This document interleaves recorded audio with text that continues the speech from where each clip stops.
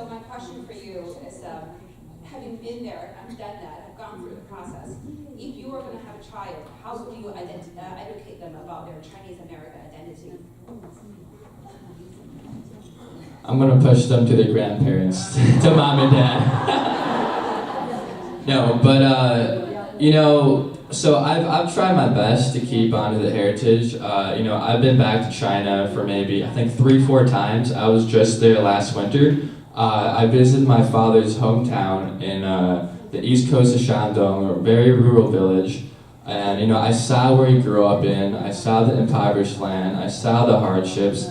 And what was most surprising is that he was able to see his old neighbor in which he grew up with, still there.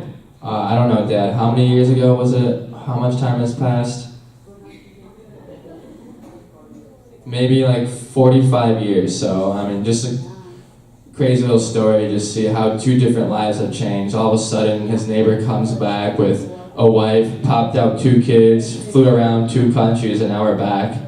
But, sorry, answering your question, so I was involved in Chinese school, and then I would take any opportunity that was presented to me to get more involved within the Chinese community. And, as of right now, I'm at my first United Chinese Americans event, and my only regret is that I wish I would have heard about, you guys earlier.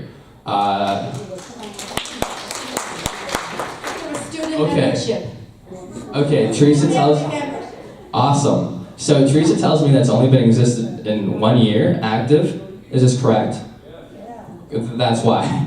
Okay, yeah, so no, I'm ecstatic to be involved in an organization such as SO, and if I can recommend anything, or what I would do personally, is push my kids, with the Chinese lessons, teach them about whatever cultural heritage we do know, tell them about their ancestors, grandpa, grandma, which would be my mom and dad right now, the hardships they went through, coming from a totally new, totally different country, assimilating to this Western society, working their ass off really to get, to put their father where they are, which would be me. And, again, just trying to get them involved into as many, Chinese American communities as possible, and really making being Chinese cool and something to be proud of. Because, as youngsters and adolescents, as we discussed earlier in the event, identity, belonging, that's a very, very pivotal or crucial part of, their whole being, their well-being, going through school, they're being surrounded by Americans, and, the Western media, I think it was, Elaine just said that we just had a Chinese American as a role in a Disney TV show. Right.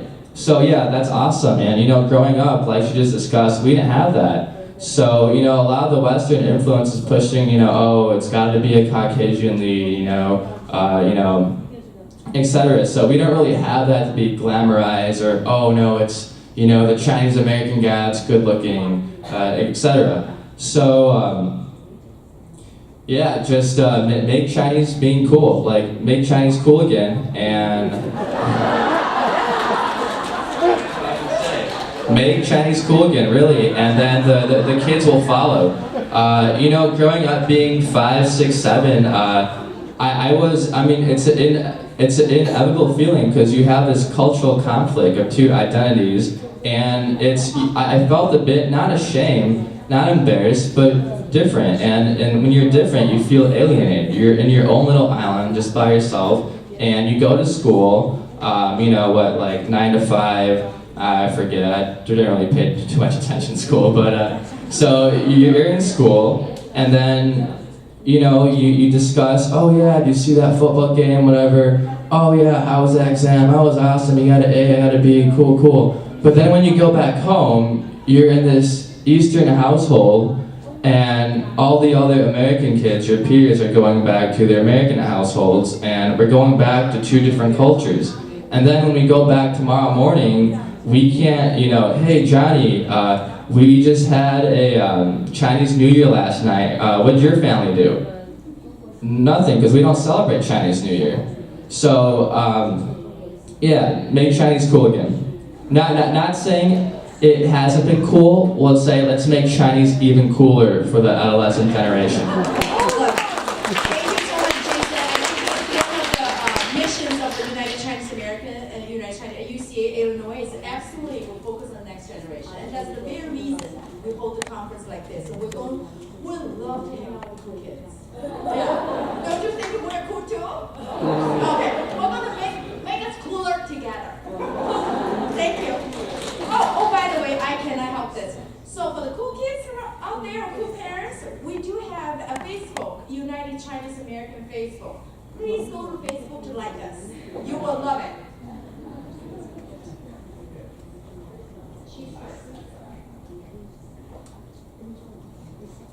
Hi, Jason, I have a question for you. I have a very cool kid at home.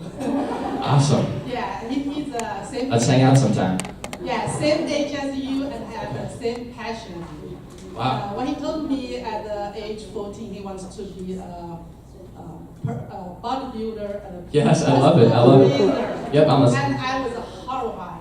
Okay, yeah. I cannot make a living by this, but I told him you can. There's millionaires out there that are I told him you Schwarzenegger. can do it as your part-time job.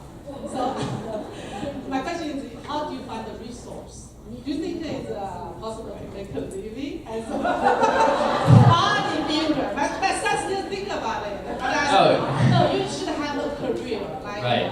Like in finance. No. Or No, I But we don't have the resource. He tried. Okay. Yeah, I can show you the picture later. No, yeah, no. Let's talk. I think I'll be at the dinner tonight, so no, I'd be more than happy to. Absolutely. Probably I can. Okay. Connect him with Yeah, connect me up with them. I'd be more than happy to discuss. Okay, thank you so much. Yep.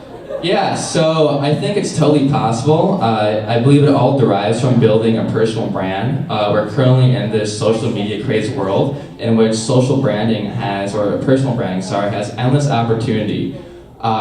So, I mean, bodybuilding, you really don't need too much resources outside of a gym membership and a lot of food. So, I'm sure, is he a pretty big kid? That's right. So he needs to eat a lot to maintain that mass, and even more if he wants to put on more. So, yeah, I mean, I don't see why not. Get him involved in the local competitions, the local federations, the amateur bodybuilding. You know, there are Asian bodybuilders out there. On Instagram, I recommend him creating an Instagram fitness account. I have my own, Jason John Fitness, created a month ago. That's how I was able to land a sponsorship. So yeah, I'd create that, you know, just push out content every day. Again, this is all personal branding, so it's just content. You amass a following of people like you, they resonate with your narrative, what you're saying, and then you're able to leverage that following for more opportunities. So, how old is he again? 21, okay. Yeah, I mean, just depending on how aesthetic he is right now, that's like the big terminology in the bodybuilding world.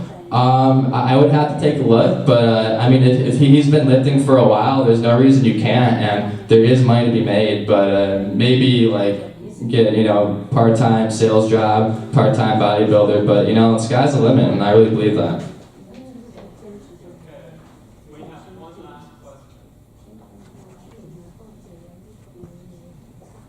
I'm not a good speaker, but I'm intrigued and also like by those so many people share their story, help our next generation to be successful.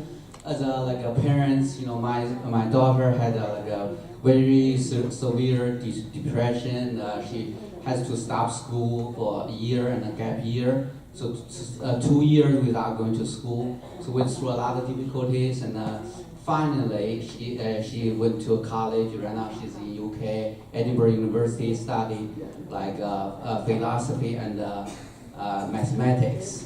That's the major. We shift from 1 to 2 to 3. We shift like total probably 5 majors during the couple of years. I think I want to I know that I don't want to take too much time, but I want to share my thought with the parents here.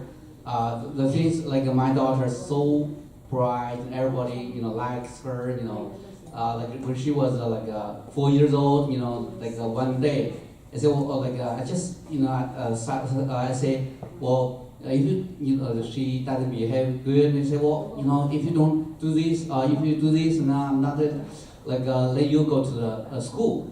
She cries suddenly, you can punish me anyway, but you cannot don't stop me from going to school. So all the way through the high school, she always straight A, never let us worry about it, because a neighbor, the kids, all the morning, like a snowing day, send the kids to the bus, just a few feet, a couple hundred feet, but she just I'll go by myself. So that seems we feel so lucky to have as a daughter, never worried about it. But then when high school, the long story, so she had a problem. Then we suddenly just shocked, she couldn't go to school, she could only, she couldn't get up. She sleeps through the day until 5 o'clock without sleep, or without eat, without get up. So what I want to share with everybody is, initially we need to just change our expectation to our kids. What's most important for our kids? Number one is health. The rest is comes second. So what I want to share is, no matter what, get the kids sleep to bed, 11 o'clock or 10 o'clock. That's number one. Number two is, let them exercise. Number three is about school study. So, I don't want to take too much time, but that's what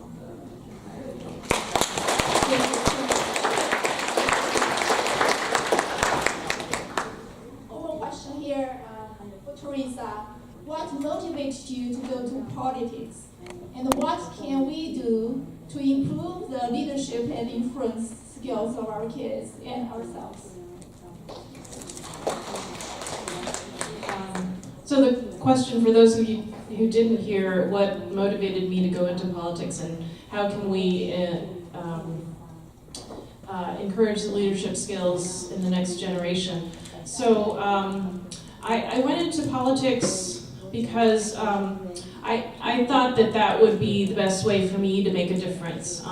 I started my career as a college professor. I taught for 15 years. And as I mentioned in my remarks before, I went into academia because I saw some opportunities for me to add to the stories that didn't exist in the history books, right? We needed representation, we needed those examples, so role models in history, right? And when I studied history, I realized that, Asian Americans, contrary to what's often believed about us, right? There's this idea that Asian Americans are not political, they don't rock the boat, they don't get involved in politics. Well, if you look at the historical record, you realize that that's not true at all. There have been Asian Americans who have been very active politically. They've led labor movements, they've been courageous enough to take cases against racial discrimination all the way to the Supreme Court. Lots of different examples that you find. And I think that at a certain point I also realized that there was a lack of representation in the political arena. The Asian population is the fastest growing in the entire country, and there were very few Asian Americans in the political arena, especially in Illinois. So when I came back to Illinois 10 years ago, after teaching in some other states, I got involved in political campaigns, especially for candidates who would have been the first. So the first time Tammy Duckworth ran for Congress, I got involved in her campaign. And then I also got involved in the campaign of a Filipino American woman who ran for city council in Chicago. I wanted to make a difference and get people elected to political positions. And then eventually I got so involved in politics as a volunteer, and I learned so much that eventually I felt that I could do it myself, and the right opportunity came up.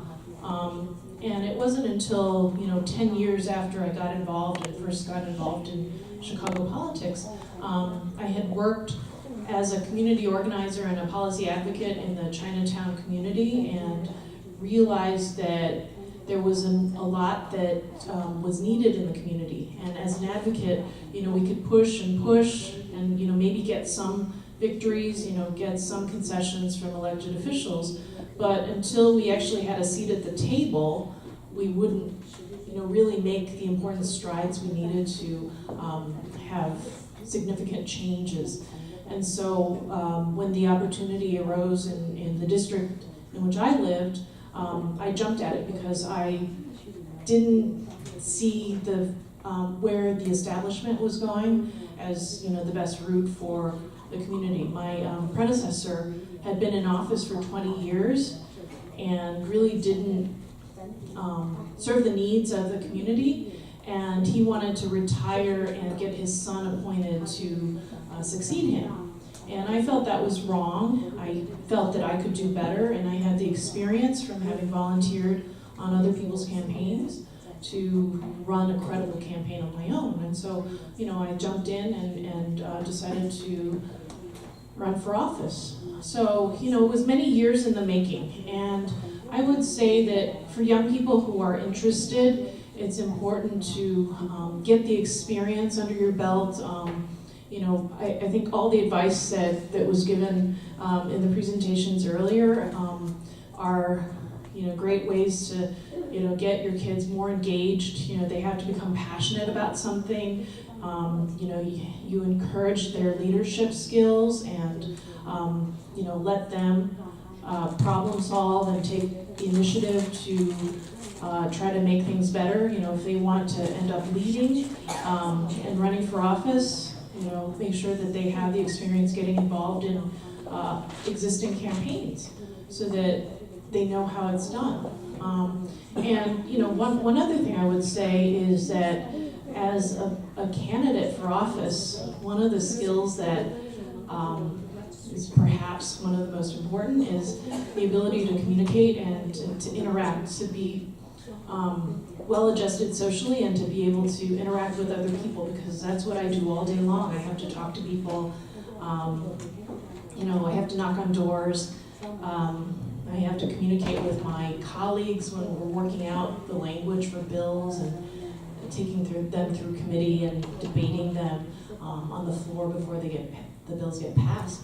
And so I would say, encourage your kids to get involved in extracurricular activities, make sure that they are interacting with lots of friends and they have social skills, and encourage them to follow their passions, develop their passions, and volunteer, serve other people, develop a strong sense of self, because those are all the things that I think are pretty essential to somebody who wants to run for office.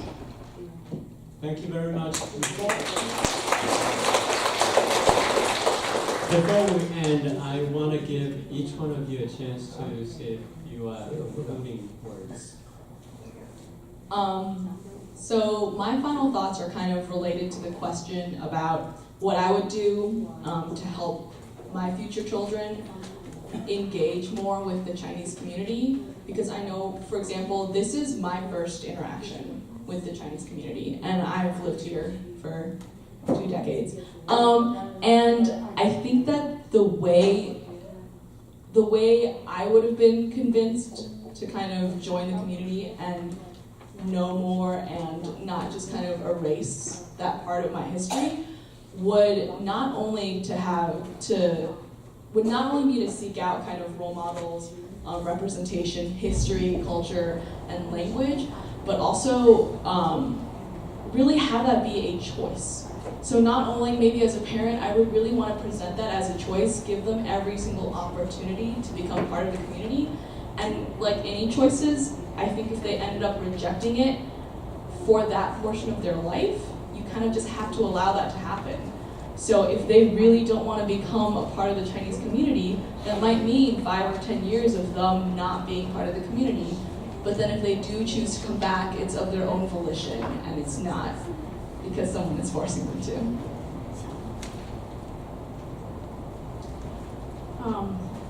So I wanted to actually address Tracy's question earlier about identity. I mean, I guess it's continuation of what we've all been talking about, but the whole idea of how to encourage your kids to embrace their identity as Chinese Americans. So I really liked Jason's answer earlier about making Chinese cool again, and that's great. You want to expose them to connect your kids to their roots and give them a sense of your experience and your history, and I think that's great. But I think it's also important to address the elephant in the room. So what it means to be Asian American, right? That's not an identity that you would have to deal with anywhere else. And in order to really understand your children's experience, you have to recognize why we have this identity called Asian American. And it's because of racial inequality in American society. There's no way that any of us in this room can escape it if we're Chinese American, because it exists. I mean, you can't work hard enough to escape it. You can't make enough money to escape it. It's the reality of living in the United States, right? And so I think that we have to equip our kids to deal with that, to understand what it means to be Asian American. And it's not just about, Asian Americans are better than other minority groups. I think that that's the wrong approach, right? We have to understand that, racial inequality needs to be addressed with an understanding of how the different racialized groups in this country are oppressed and how it's all interconnected. So, we can't break down the structures of racial inequality, racism in this society by asserting our own superiority, right? And sort of accepting this idea that Asian Americans are somehow a minority, because that just perpetuates it. So, I think that for your kids, it might be a reality that, they don't see enough representation in media, but that's something that we can all try to address. We can speak up if you see those injustices or injustices against any other racialized group, and we have to work together to make sure that racism, inequality in the United States is something that we can all work together to break down. Thanks, Teresa. That was awesome. But so parents, given how big of a dominating factor that sports is or sports are in our American culture, hey, if little Johnny, Teresa, whoever it may be, is interested in sports, get them in sports, because not only is that gonna keep them fit and healthy, it's also gonna leverage their social opportunities. Me being in sports and doing decently well has opened up tremendous opportunities through school.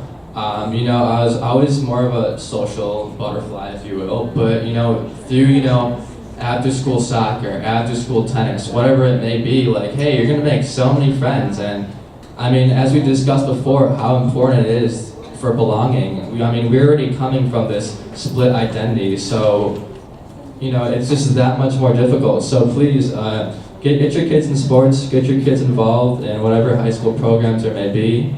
And I'd just like to say, all of my work growing up and still as is, and everything I do, of course, it's in pride of, my own ability, my family, but most importantly, being a Chinese American. So I say, I leave tonight feeling like I'm a part of one big family. Before, I mean, it was just, mom, dad, sister, cousins actually in Chicago, the only other family members here in the US, and everyone back home in China. But now that, I've found this organization, I feel like I'm leaving part of, an even larger family, and deeply humbled and grateful to have this privilege to speak upon the experience. Thank you. Thank you very much. Thank you everybody for your attention, and let's give the panelists another round of applause. Thank you so much, Paul, and welcome home, Jason. I'm going to ask our chair of the board, Mr. Stephen Hugh, to come up, just say a few closing remarks. And as he's coming up, I would like to remind everybody, please fill out your evaluation form that is on the table, or you can fill them out online. And so if you can bring them out to the table where Sandy is, which by the way, she has been incredibly helpful and dedicated in putting this conference together behind the scene. Never want to be recognized. Again, please go up to her in the white, say thank you to her. Thank you. So a very quick announcement. So absolutely, yes, please fill out the survey form. That also helps us, the panelists. We want to know how we can improve these kinds of talks for future talks and meeting parents like you. Also, very briefly, hopefully there are still left over of those colored index cards. This is completely optional, but I am collecting messages that I will be sharing with Luke's parents. So if anyone feels so moved and you want to write a personal note or a message, you can sign your name or it can be anonymous. This would not be shared publicly in any way. I would be the one collecting them. Just please feel free to do that, and you can bring it up to me at this table or leave it on the table and I'll come around and collect it. Thank you. I'll just take less than a minute. I'm trying to sell you something here, okay? Be careful, yeah. What I'm trying to say is, you choose to come to this country and become Chinese Americans. There are two things you need to do, two things, right? First thing, which you're doing great being here, I really think you're great parents. That you try to nurture the most compassionate, happy kid you can, right? You're doing that. That's thing number one. But I think that's incomplete, a job incomplete. You are here, and because of you, we have this thing called the Chinese American community that you just said. I'm not so sure how cool we are, but we're going to make it cooler, yeah. But think about that. You did, let's say you created a great job, you nurtured a great kid, but that kid is living there in this great society alone, or maybe a few Asian friends.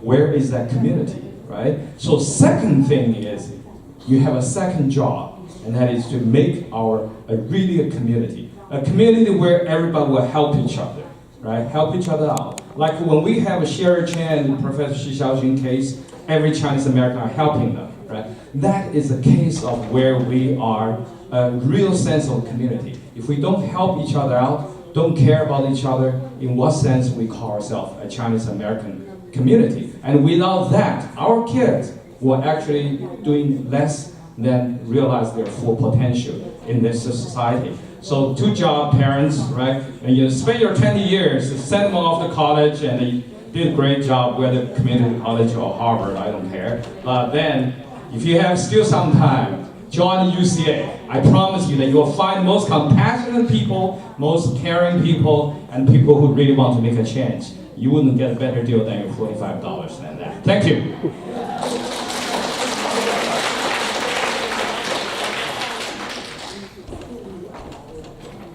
Hi everyone. On behalf of our board and the sponsors, let's give our great speakers another hand and thank them for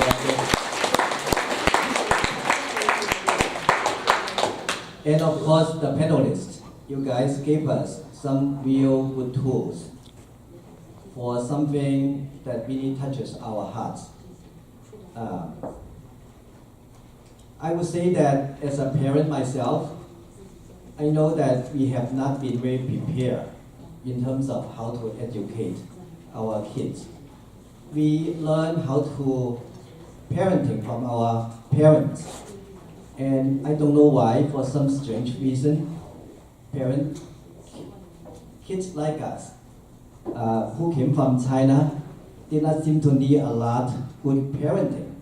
We seem to be good kids somehow, naturally.